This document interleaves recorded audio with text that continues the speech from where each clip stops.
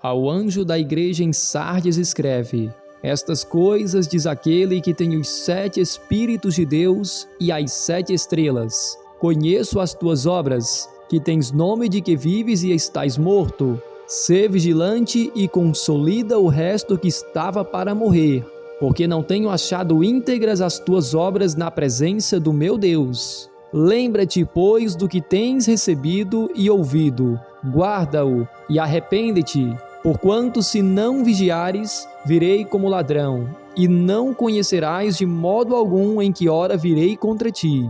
Tens, contudo, em Sardes, umas poucas pessoas, que não contaminaram as suas vestiduras e andarão de branco junto comigo, pois são dignas. O vencedor será assim vestido de vestiduras brancas, e de modo nenhum apagarei o seu nome do livro da vida. Pelo contrário, confessarei o seu nome diante de meu Pai e diante dos seus anjos. Quem tem ouvidos, ouça o que o Espírito diz às igrejas. Apocalipse capítulo 3, versos 1 a 6. Então aqui nós temos a carta da igreja de Sardes. Sardes, meus amados, considerava-se inexpugnável. Semelhantemente a Pérgamo, ela estava situada na crista de uma elevada montanha. A maior parte da cidade acomodava-se uns 300 metros acima do vale, no topo de penhascos praticamente verticais. Em tempos antigos, o rei Creso da Lídia, famoso por sua proverbial riqueza, escolheu Sardes como capital de seu reino, imaginando que aí o seu tesouro estaria em lugar seguro. As primeiras moedas foram cunhadas em Sardes. Nenhum exército conseguia transpor os precipícios que protegiam a cidade, mas Ciro, o Grande, tomou de Creso a cidade e seus tesouros. E isto ocorreu no ano 547 a.C.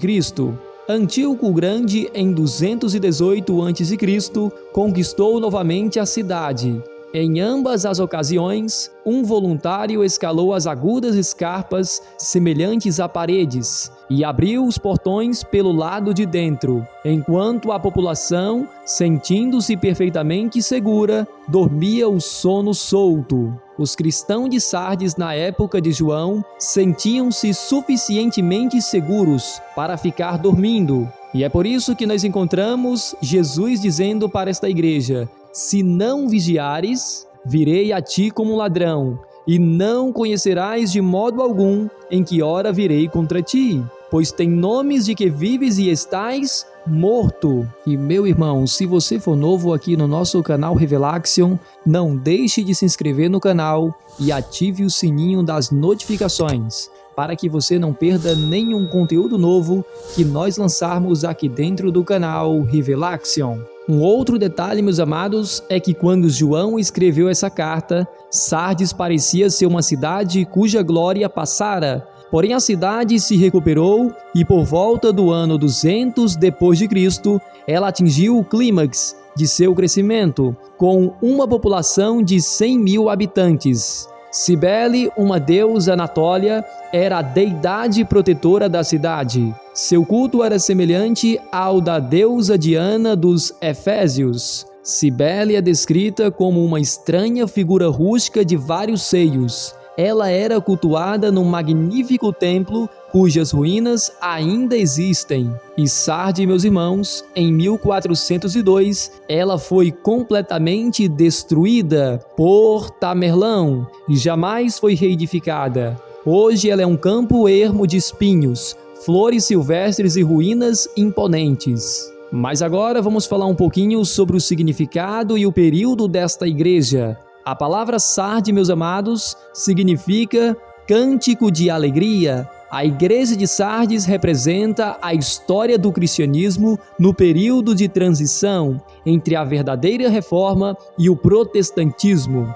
Geralmente, o ano 1517 é considerado o início da reforma protestante, mas, na realidade, meus amados, o ano de 1517, ele marcou o clímax da reforma. Como já foi estudado na carta da igreja de Tiatira, a reforma protestante, propriamente dita, iniciou alguns séculos antes e culminou com Lutero. Depois da morte de Lutero, o movimento perdeu muita da sua vitalidade. Ao nós aplicarmos esta mensagem, meus irmãos, da Carta de Sardes ao período pós-reforma, nós veremos que se ajusta de modo cabal. Os que lideraram a reforma eram homens de vigorosa consagração, mas seus seguidores, supondo que todas as batalhas já haviam sido ganhas, acomodaram-se em religião organizada. Grandes movimentos iniciados por homens como Lutero e Knox tornaram-se meras religiões de Estado, sustentadas pelo erário público. Autossuficientes e satisfeitos com conquistas passadas, essas pessoas, meus amados, deixaram de sentir as necessidades do grande mundo pagão. A data ideal para o término do período desta igreja, meus amados, é exatamente a data em que iniciou o período do reavivamento espiritual, um despertamento do protestantismo em torno do tema do segundo advento de nosso Senhor Jesus, que é uma característica particular da igreja de Filadélfia. Vários fatores indicam que a data ideal para finalizar o período da Carta de Sardes é o ano de 1755, que foi exatamente o ano em que ocorreu o primeiro grande sinal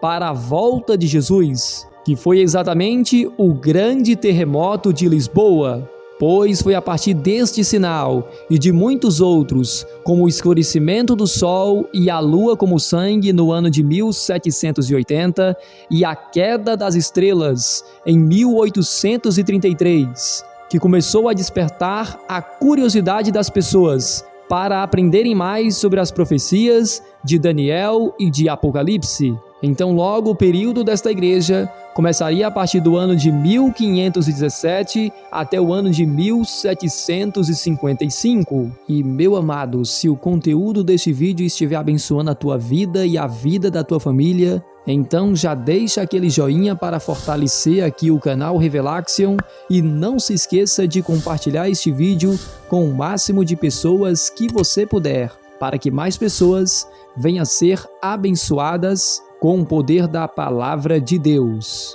E aqui no versículo 1 do capítulo 3, meus amados, Jesus ele se apresenta para esta igreja como aquele que tem os 7 Espíritos de Deus e as 7 estrelas. Porque Jesus ele se apresenta para esta igreja como aquele que tem os 7 Espíritos de Deus e as 7 estrelas. Como nós já sabemos, meus irmãos, Jesus ele sempre se apresenta já dando a solução do problema de cada uma das igrejas. E aqui com esta igreja não é diferente, pois ainda dentro do versículo 1, Jesus diz para esta igreja: conheço as tuas obras, que têm nomes de que vives, mas estás morto. Então perceba que esta igreja de Sardes, meus irmãos, era uma igreja que estava vivendo uma vida de aparência, uma vida de hipocrisia, de mentiras, uma vida de duas faces, de duas caras. Era uma igreja que aparentemente, na frente das pessoas, ela estava vivendo uma vida santa, mas por trás das cortinas era uma igreja que estava perdida, sem a presença do Espírito Santo de Deus. E é exatamente por isso que Jesus se apresenta como aquele que tem os 7 Espíritos de Deus e as 7 estrelas. Pois nós já sabemos que, de acordo com Apocalipse, capítulo 4, versículo 5, estes 7 Espíritos de Deus são as mesmas 7 tochas de fogo que ardem diante do trono de Deus, representando o seu próprio Espírito, o Espírito Santo de Deus. E as 7 estrelas, meus amados, de acordo com Apocalipse, capítulo 1, versículo 20, representa os 7 anjos, e estes 7 anjos de cada uma das igrejas representa os filhos de Deus, os remanescentes de cada uma destas igrejas, que precisam levar para os 4 cantos da terra a mensagem do Senhor, o Evangelho eterno do nosso Deus. Então, nós já sabemos porque Jesus se apresenta como aquele que tem os 7 Espíritos de Deus para esta igreja de Sardes, pois era uma igreja que estava vivendo de aparência, era uma igreja que aparentemente estava viva, mas na realidade ela estava morta, ela estava precisando da presença do Espírito Santo de Deus. É por isso que Jesus se apresenta como aquele que tem os 7 Espíritos de Deus, como aquele que tem o Espírito Santo, que é exatamente a solução para este problema que estava acontecendo aqui na época de Sardes. E pelo fato dele ter essas 7 estrelas na sua mão direita, conforme Apocalipse capítulo 1, verso 16, isto significa, meus irmãos, que o Senhor Jesus, Ele está protegendo os seus filhos, Ele está protegendo a sua igreja, para que no final desta grande batalha, ela venha ter o direito à vida eterna em Cristo Jesus. Aqui no versículo 2, meus irmãos, Jesus nos diz que esta igreja era uma igreja que precisava ser vigilante e consolidar o resto que estava para morrer. Porque o Senhor, Ele não tinha achado, meus amados, íntegras as obras desta igreja. Aos olhos de Deus, estas obras eram obras más. Pois nós precisamos lembrar, meus irmãos, que esta era a época pós-reforma. E aqui, meus irmãos, a hipocrisia foi uma característica marcante desta igreja. A igreja neste período tinha um bom nome e uma boa reputação. O nome protestante indicava oposição aos abusos, aos erros e ao formalismo da Igreja Católica Apostólica Romana. Indicava que nenhum desses erros seriam encontrados entre os filhos de Deus que se diziam ali ser protestantes. Porém, isso foi verdade somente entre os arautos da Reforma e perdurou enquanto Lutero ainda vivia. Dentro de poucas décadas, meus irmãos, as igrejas reformadas, elas experimentaram uma época de violenta controvérsia doutrinária. Assim como no período de Pérgamo, a Igreja Católica ela perverteu a fé apostólica e as verdades cristalinas da igreja primitiva, que era a igreja de Éfeso, em razão de seu afastamento da Bíblia. E tudo isto aconteceu porque esta igreja, meus irmãos, ela se afastou da palavra de Deus. E a mesma coisa aconteceu com as igrejas protestantes, pois elas também se afastaram dos princípios enunciados por seus fundadores. O princípio dos reformadores dizia: a Bíblia e a Bíblia só deve ser a nossa única regra de fé. Este era o princípio dos arautos da Reforma. Protegidas pelo poder e prestígio do Estado e acomodadas dentro da confissão dos credos, as igrejas nacionais do mundo protestante se conformaram com a forma da piedade, porém sem o seu poder. Um outro fator, meus amados, que contribuiu muito para aumentar nas igrejas protestantes o espírito de apatia para com as coisas espirituais foi o surgimento do racionalismo nos séculos 17 e 18. Sob o impacto das descobertas científicas, muitos estudiosos passaram a crer que as leis naturais eram suficientes para explicar as obras do universo. Esta maneira de pensar, meus irmãos, resultou num distanciamento da palavra de Deus, que por sua vez passou a ser considerada irreal, inexata e não literal. Tudo estava contra Sardes. Que virtude haveria em estar morto? E Sardes, meus irmãos, estava morta. Conforme o versículo 1, Jesus se apresenta como aquele que tem o Espírito Santo de Deus. Esta igreja, meus irmãos, ela perdera o Espírito de Deus, seu poder e também perdeu a sua mensagem. Sardes permanecia como uma simples casca, sem nenhum conteúdo. A reforma iniciada com os valdenses, Wycliffe, João Hus e Jerônimo e Lutero quebrou o poder da supremacia espiritual de Roma. A Europa foi sacudida de ponta a ponta por um poder que nunca tinha sido conhecido antes. Infelizmente, o espírito da reforma não durou muito tempo. Dentro de poucos anos, os seguidores dos reformadores estavam divididos e começaram a se opor e a perseguirem-se uns aos outros. O período de Sardes, meus irmãos, também recheou-se de perseguições e de mortes. O que a Inquisição fez contra os cristãos no período de Tiatira, as igrejas protestantes nacionais fizeram contra os grupos protestantes minoritários no período de Sardes. O mesmo espírito satânico que moveu o papado contra os valdenses,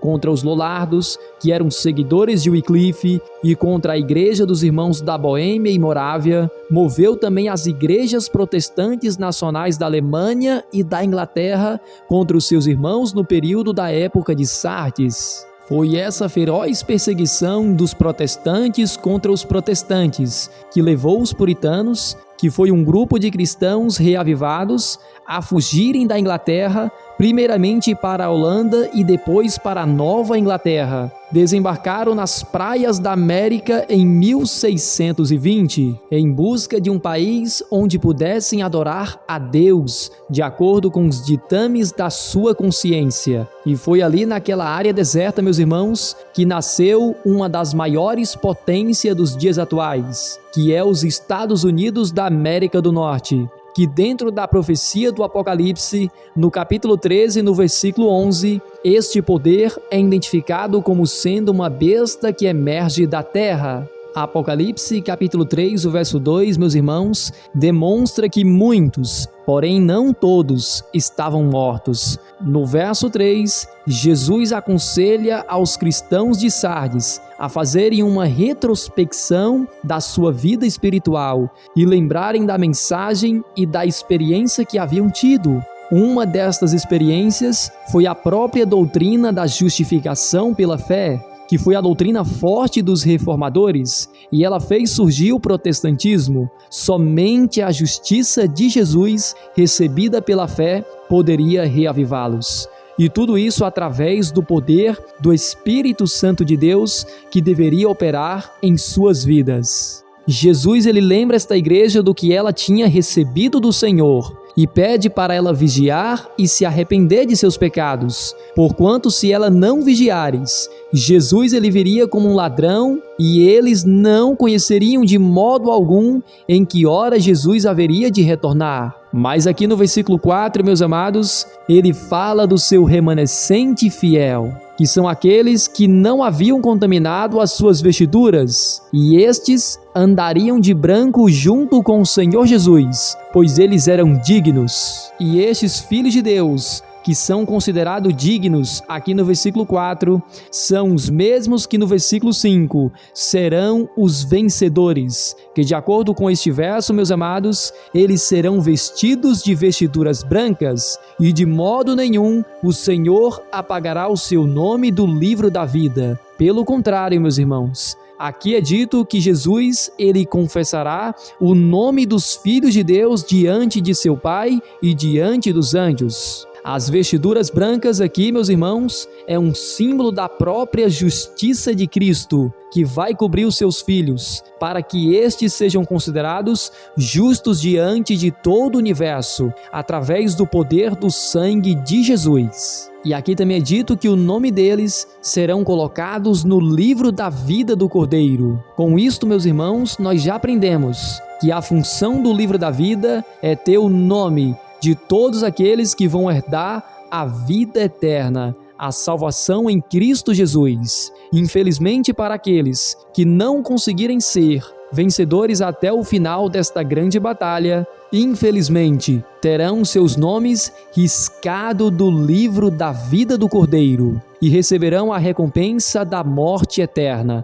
o seu nome será tirado do livro da vida e colocado no livro da morte. E aqui no versículo 6, meus amados, Jesus, ele nos convida a ouvir o que o Espírito Santo diz para cada um de nós. Pois quem tem ouvidos, ouça o que o Espírito diz às igrejas. E para que eu saiba que você chegou até aqui neste vídeo, meu irmão, digita a seguinte frase aí abaixo nos comentários: 7 Espíritos de Deus. Dessa forma, eu saberei que você concluiu mais um estudo da Palavra de Deus aqui dentro do canal Revelaction. E se o seu desejo é entender mais sobre as profecias do livro do Apocalipse, então clica aqui neste vídeo que vai aparecer logo aqui nesta tela e você terá a oportunidade de aprender as profecias desde o início até aqui. Então, deixado este recado para você, meu amado, fique na santa paz do Senhor Jesus e até ao próximo vídeo aqui do canal Revelaction.